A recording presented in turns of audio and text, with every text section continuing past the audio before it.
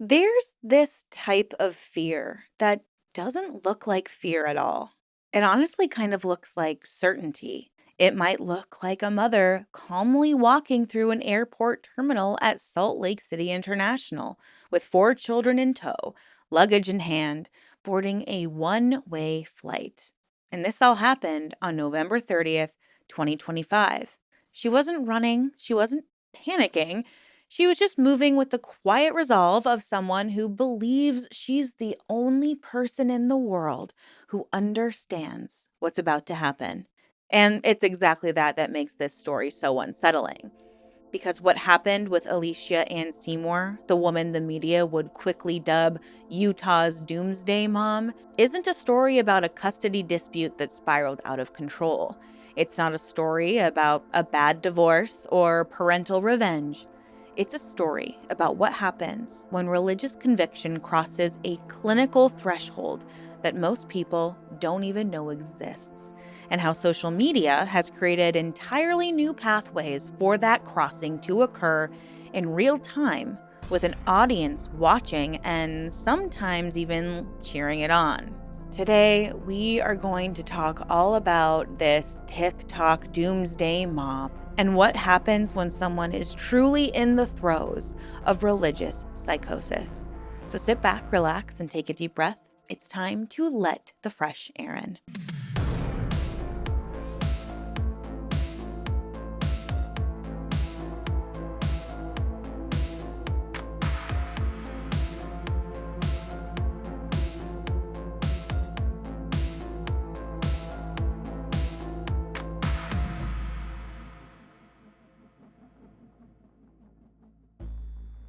Hi, everyone. Welcome back, or welcome if you're new. My name is Erin, and I am really fascinated by all things cults, true crime, scams, spiritual scams, and everything in between. I kind of let my curiosity drive what I cover in this channel. Sometimes I'll be curious and want to learn about a specific situation or true crime case and do a bunch of research and then hop on here and talk to you guys about it. So, if you want to subscribe, please go ahead and do so. We also have a co-star today. I don't know if you can see her, but Gatsby decided she was going to sit on my lap the entire episode. And I think if you have a cat, you know that once they sits, they're not leaving, and neither are you. So hopefully she's comfortable. I love you. Yes, I love you.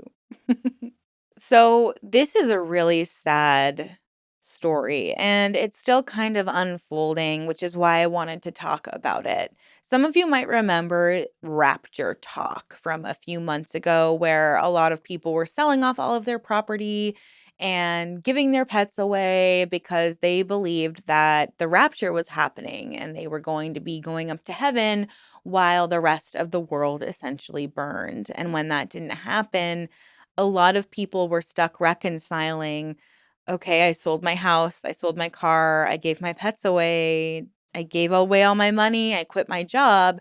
Now what do I do? But I don't know many people who ended up fleeing the country and flying to Croatia, where their children would end up orphaned. I know that's just shocking to hear. But what's even more shocking is alarm bells didn't go off in this community for days, and nobody realized anything was wrong. So, what is going on here?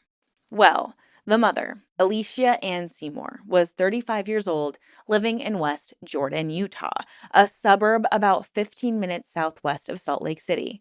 She was a mother of four: 11-year-old Landon, 8-year-old Levi, 7-year-old Hazel, and 3-year-old Jacob. She shared custody of the three oldest children with her ex-husband, Kendall, or Kenny Seymour, who she had divorced in 2021. Jacob's father was Kurt Brady, her second ex-husband, and that divorce had been finalized in 2024. Now, both custody arrangements were court ordered, formal, black and white, and not the kind of thing you could just improvise. Now, in late November 2025, it was Alicia's scheduled custody time. Kenny had dropped the kids off at school around November 24th or 25th for the start of their mother's Thanksgiving stretch. It was a normal handoff, pretty routine. Nobody had any reason to think it wasn't. But then on November 30th, Elleshia loaded all four children onto a one-way Delta Airlines flight out of Salt Lake City International. The flight would connect through Amsterdam and would end up going all the way to Croatia. There wasn't a return ticket, no notice to either father, no consent, no court approval, and critically, no legal passports for the children, at least not ones obtained legitimately. Now, according to Kenny Seymour, Elleshia had forged his signature on the notarized documents required to obtain passports for the children, which is a federal felony. But of course, no one knew any of this yet. It wouldn't be for 3 more days after that flight on December 2nd that the first alarm was raised. And it didn't even come from the fathers. It came from a babysitter who called Kenny in a panic, telling him the kids hadn't shown up to daycare that day.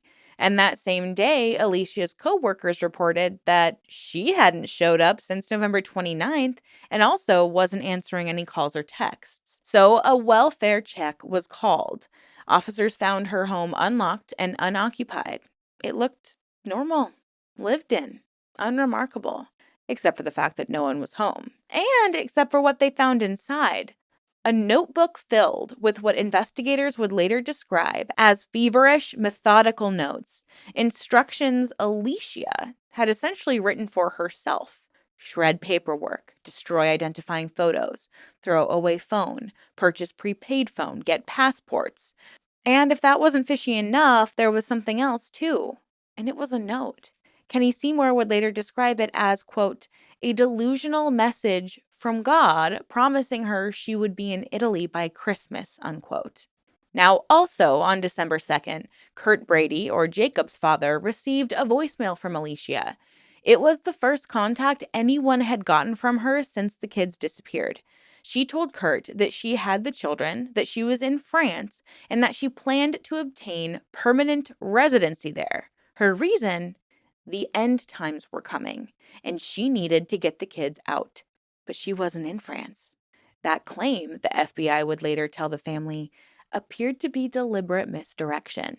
Now, airport footage and flight records showed that Elleshia and the children had flown from Salt Lake to Amsterdam and then onward, but not to France, to Croatia.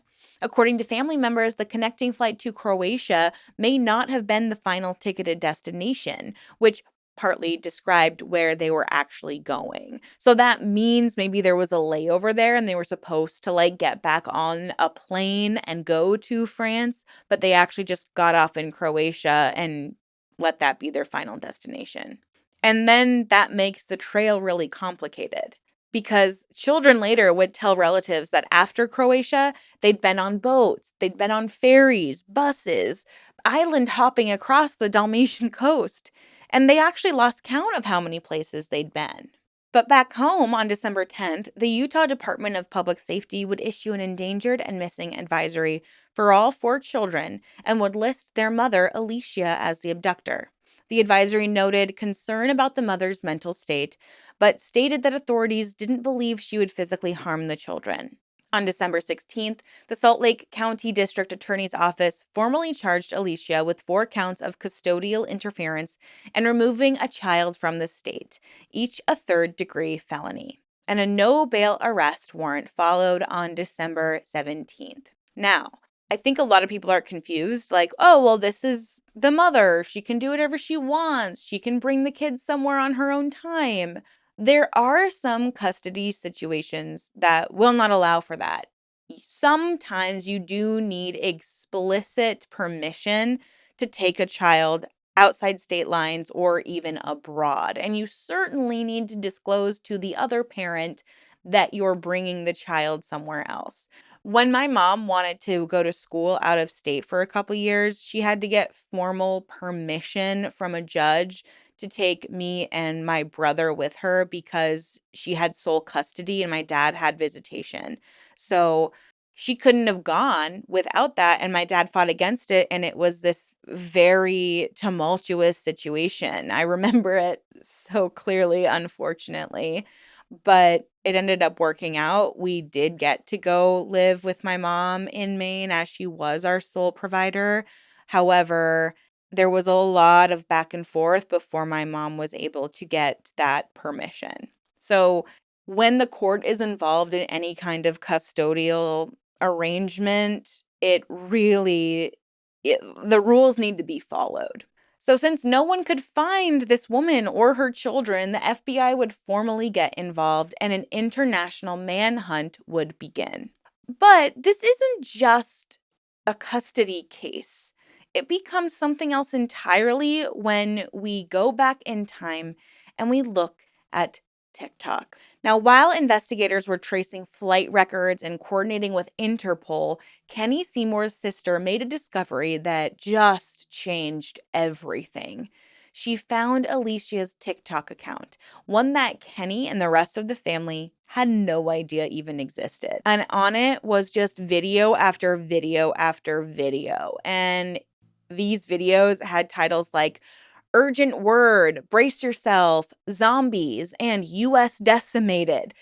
Tons and tons of fear mongering. And right around the same time, that rapture talk was just absolutely exploding. And if you're like, Aaron, I don't know what you're talking about, what is rapture talk? I did a couple deep dives. I'll leave them pinned in the comment down below if you want to go take a look at those. So in these videos, Elleshia spoke directly to the camera with total conviction, like a lot of doomsdayers do, and described these prophetic dreams that she claimed she was receiving from God. And she warned that catastrophic events were imminent. She urged people to stockpile food, water, and firewood. She basically told them to prepare for the end of the world. She also told people to repent and said repeatedly that Salt Lake City was going to be destroyed. In one video, she described dreaming about an electromagnetic pulse attack, or an EMP, that caused planes to fall from the sky, all electronics to die, heat and water to shut off, and an ice age to descend. She said she heard the blast in her dream and she watched people freeze and starve. Quote, "The Lord is trying to tell people that it's going to be a cold winter," unquote. In another, she described a massive earthquake, the ground splitting, buildings collapsing, power lines crashing down. And she said she woke up with the feeling that it was all just around the corner. And she said in her videos that she hadn't been able to sleep since that dream, or nightmare, or vision, I suppose she considered it to be. Now, in the most striking video, she described a very vision in which she was sitting before a flat, what she called map of the earth, with God standing on the other side. And God pointed to Utah, and she said she saw a crack running through Salt Lake City, completely destroyed. Then, in her dream, God pointed across the map to the Pacific Northwest, which was engulfed in smoke. And to the south, it was wiped out in floods and earthquakes. And then God pointed to the East Coast, which was buried in ash. Now, as for the cause of this total destruction, it would be the eruption of Yellowstone. And when it was over, she said that she heard the words from Revelation, quote, "The great Babylon has been taken down," unquote. So essentially, she equated Babylon with the United States. But there was one place that would remain untouched, and this would be Missouri, of all places. Missouri was protected. And these weren't just casual musings. I mean, a lot of people go online and share their conspiracy theories and whatnot. And they weren't just framed as possibilities or spiritual reflections. Elleshia spoke about them with the unshakable certainty of someone who genuinely believed she was receiving divine revelation, that God was speaking to her specifically, giving her instructions, showing her what was coming, and she was telling people to act on it. So when her ex, Kenny, saw this, he was stunned. He said, quote, "I didn't know about any of these ideas of hers until a couple weeks ago when someone found her TikTok account," unquote. Quote, "She thinks Salt Lake City is going to be destroyed and she's trying to get the kids to safety," unquote. And he said there'd been zero signs of these beliefs during their marriage or in the 5 years since their divorce. Now, they both grew up LDS, but there were none of these beliefs or end times or Salt Lake City specifically being destroyed, he said. But it's her connection to LDS that is kind of making people paint her as like Lori Vallow 2.0, minus actually harming her children. Now, a former boyfriend of Elleshia's corroborated the timeline to police. According to Utah court documents, he told investigators that in the weeks leading up to her departure, Elleshia had spoken about obtaining passports and leaving the country and expressing concerns about biblical events and the end of times, unquote. And friends had heard similar things, but nobody intervened and nobody flagged it. And the thing is, I kind of understand why. I think we all, well, maybe we might all have someone in our life that have kind of, extreme beliefs, but it seems innocent enough. And you don't want to say anything because you don't want to offend them. But you're also just like, it's kind of a wild thing to do or say, but I'm just going to to each their own. So I don't want to blame anyone for not necessarily seeing the red flags, especially in a community like Salt Lake City, Utah, where there is a lot of extreme religious beliefs. I feel like in that community, there might be a lot of okay, yeah, that's the Doomsday prepper from down the road. They're going to do their thing. Not to say that that's okay, but also I don't want to blame anyone for not being like, this lady is crazy, quote unquote, she has a problem. Because I'm sure if you're friends with someone like that, it's going to be hard to kind of guide them in the right or a better direction. So I kind of want to talk about what's actually happening here because in regards to this case, there is something mental going on here. I think the easy thing to do, and the thing a lot of coverage of this case has done, is to just call Elleshia crazy and move on. But that kind of diminishes the true seriousness of what's going on here. But it really matters because it's a pattern that we keep seeing repeated. There's a term called religious psychosis. And I'm sure you've heard it before, but I broke it down in my previous video, but I want to talk about it a little bit here. And this isn't like a standalone clinical diagnosis. It's just a manifestation of psychotic symptoms in which religious content kind of predominates everything. So it can appear in the context of schizophrenia or even bipolar disorder or schizoaffective disorder or other conditions that involve breaking from reality. But the core features are the same as any psychosis. There are delusions or these fixed false beliefs that are held with absolute certainty despite any contradicting evidence, which means her friends probably couldn't really speak up and say anything, or if they tried, they were met with denials. People with this psychosis might experience hallucinations or experiences without any, like hearing voices, seeing visions, and they might have some really disorganized thinking. So, what makes it religious specifically is the content. The person doesn't just believe something false, they believe they're a prophet, a chosen messenger, a divine instrument. They hear God giving them instructions. They receive visions of the future. They feel that a special mission has been assigned to them and that the urgency of the mission overrides every other consideration, no matter what the relationship is, what legal obligations they have, or even in this case, the safety of their own children. According to the American Psychological Association, individuals experiencing religious delusions tend to hold those beliefs with even greater conviction than people experiencing other types of delusions. Research published in psychiatric journals has found that religious delusions are associated with more severe symptoms, higher medication dosages, and poorer prognosis compared to psychosis with a non-religious context. Now, part of the reason why is kind of this cruel irony. The deeply personal nature of religious belief makes it harder for the people around the individual to really see what's happening. When someone starts talking about God speaking to them, the instinct, especially in communities like Utah, where people are devoutly religious, is not to call a psychiatrist. It's to listen and then encourage them to go to church or talk to their bishop. Or it's maybe they just remove themselves from having, any kind of interpersonal relationship with that person. So there's this delay in recognition and even treatment. And this is a really significant determinant of certain outcomes. And there's also this critical diagnostic challenge. Where does fervent faith end and psychosis begin? Now, clinicians use several criteria to make that determination, so they're worth understanding.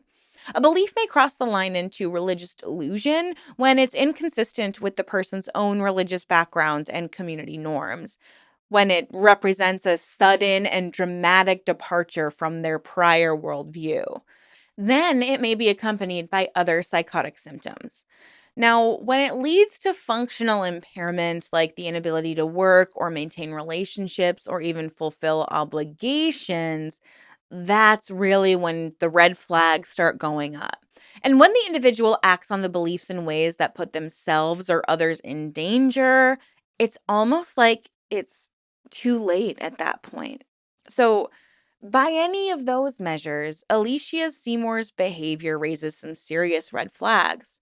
Now, her ex husband says that she had no history of these beliefs during their marriage. Her family was totally blindsided, and her TikTok video shows a progressive escalation from some vague spiritual concerns to these vivid, detailed visions of national destruction that she attributes to having direct communication with God.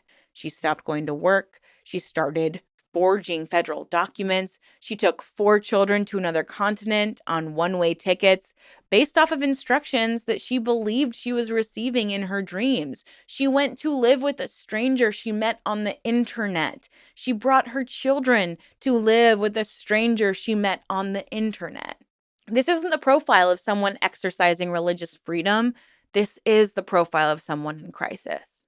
And this is where the story gets even more uncomfortable, and it kind of speaks to the algorithms that seem to just drive all of our beliefs and opinions these days. So you're probably wondering, wait a minute, pause, Erin. You kind of just glossed over this woman in Croatia, this stranger she met online that she was bringing her 4 children to go meet.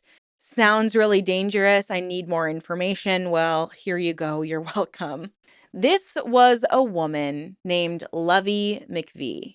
She's a 49-year-old woman originally from Coffee County, Georgia, and she'd been living in Dubrovnik, Croatia for approximately 18 months. She had her own TikTok account, and according to her former stepdaughter, Sage, the content was essentially identical to Elleshia's. The same apocalyptic messaging, the same urgency, the same warnings about the end of the world. McVeigh believed that when the end times began, Croatia was the safest place to be.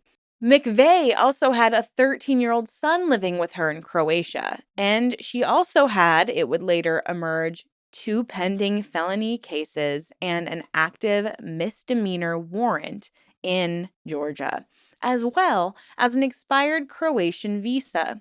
She'd had at least one prior run-in with Croatian authorities. This is the person Elleshia was bringing her children to because she thought it was the safest bet. So the picture that emerges of this isn't like a traditional cult. There's not any real compound or leader. It's instead been facilitated by the algorithm. 2 women meet. They watch the same type of content on social media. And thanks to that, they just reinforce each other's delusional framework through this shared digital ecosystem. They're validating each other's most extreme beliefs, each making the other one feel less alone in their worldview that people around them are probably like, no, no, this is unreal. Now, there is a clinical term for this, and it's called shared psychotic disorder, and it's sometimes still referred to its older French name, folie à deux.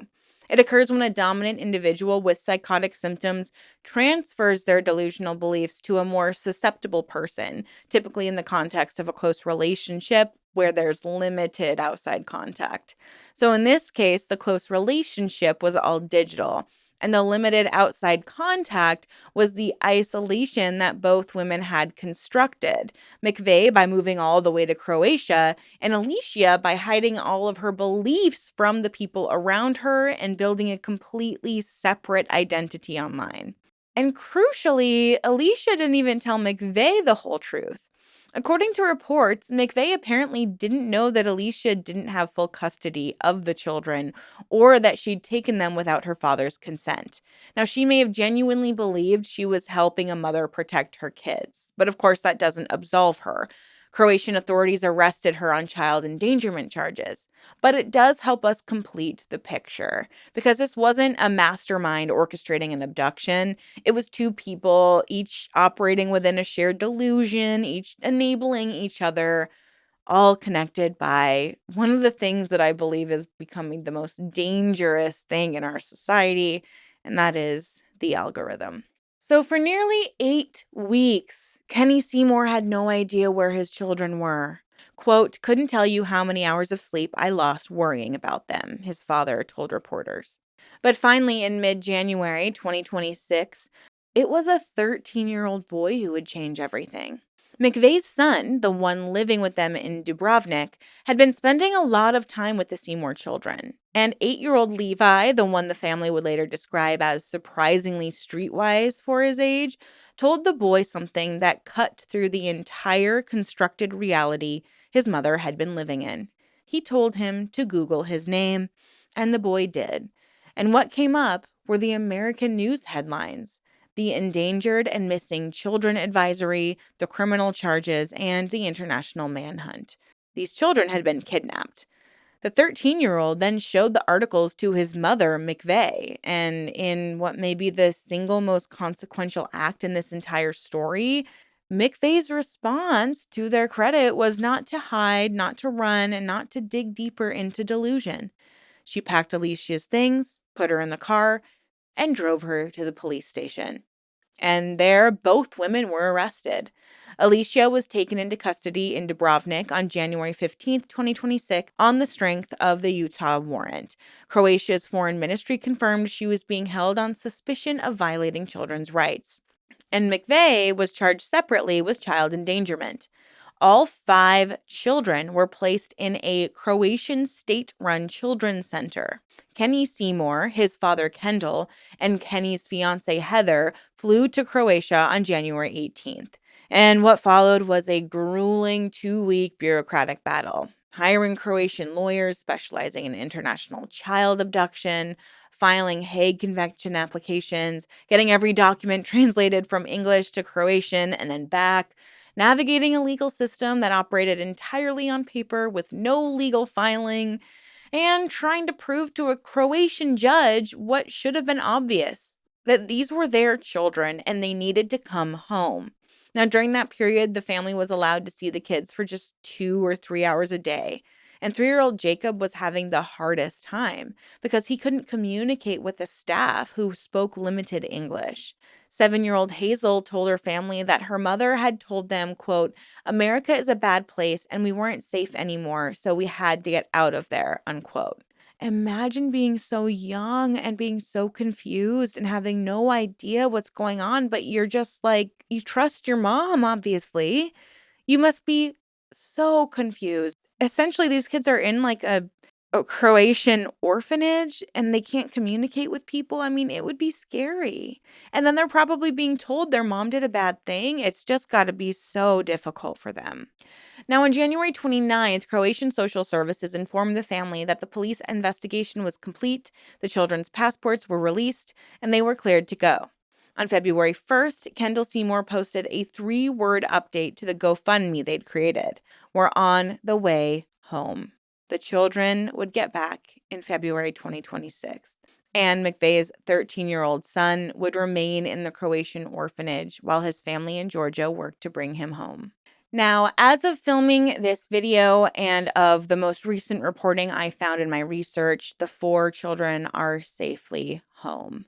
The GoFundMe campaign raised funds for therapy, which these kids are really going to need, potentially for years. And Elleshia herself remains in Croatian custody. The Salt Lake County District Attorney's Office has confirmed it's working with federal partners to explore extradition options, though no timeline has been announced. And she faces another 4 felony counts in Utah. Lovey McVeigh remains incarcerated in Croatia on child endangerment charges, with an expired visa complicating her situation even further. And she also has those pending felony charges back in Georgia. McVeigh's 13-year-old son was still in Croatian custody.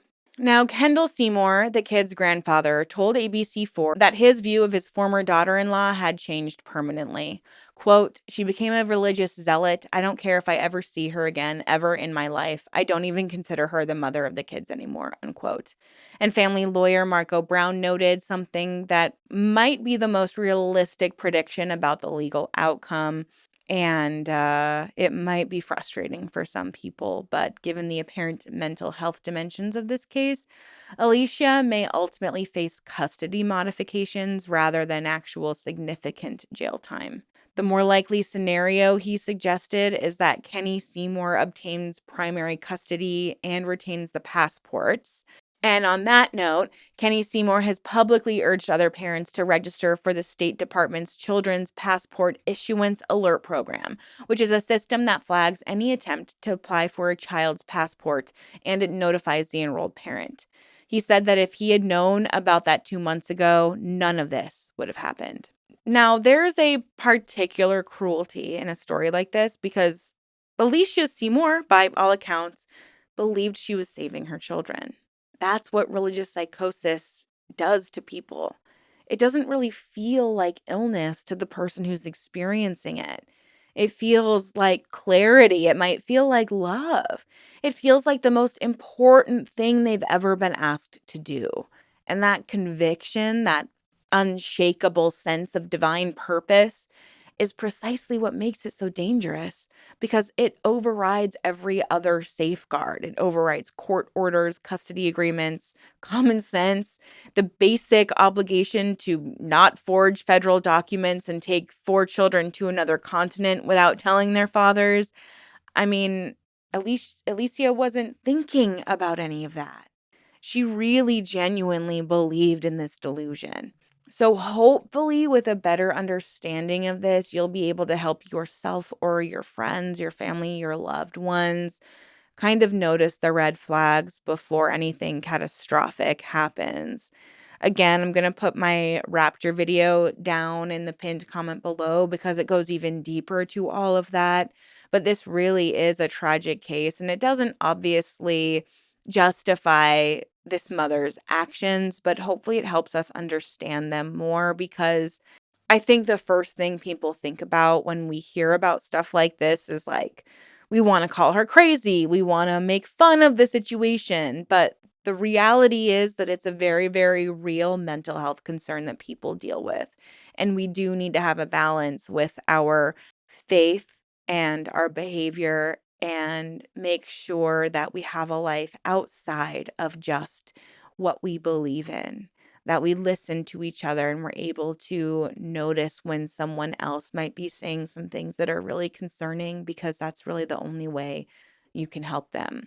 And just like anyone in a cult, someone who is going through some kind of religious psychosis isn't going to listen to you if you're like, you have religious psychosis, you're crazy. The best thing to do with someone you meet who is saying some kind of wild things is to just ask them questions from a logical point of view so that that'll spark hopefully some critical thinking in them. It might not work for everybody, but that's the best way to confront someone without them getting defensive. You ask clarifying questions because you never know what question they'll have to try to answer that will just stop justifying their delusion, and they might be able to come back to reality a little bit. So with all that being said, I hope it was helpful. Thank you all so much for tuning in to another episode. I really, really appreciate your support. I hope you learned something, and let me know what you think down in the comments below. Now remember, stay safe out there, ask questions, and always stay skeptical. I'll see you in my next video soon. Thank you so much. Bye.